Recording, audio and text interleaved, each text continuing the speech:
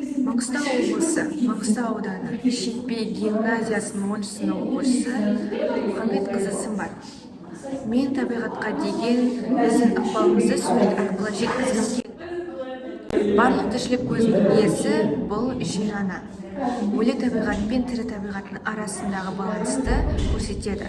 Сондықтан мен осы салған суретінде жер ананы тіршілік көзін жүрекпен байланыстыра отырып көрсетуді мақсат еттім.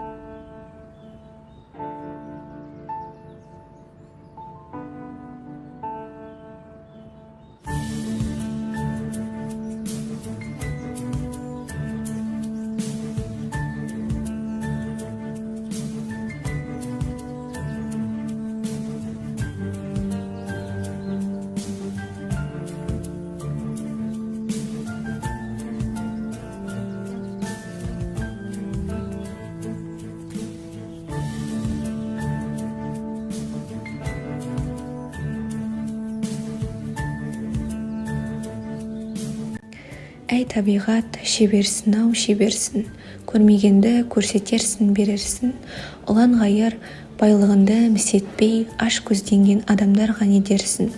Айын анау, күнің мынау, жер міне, ау адамдар жетпей жатыр енді не. Табиғатқа таласпандар ағайын, асырайды ол сені мені елді де.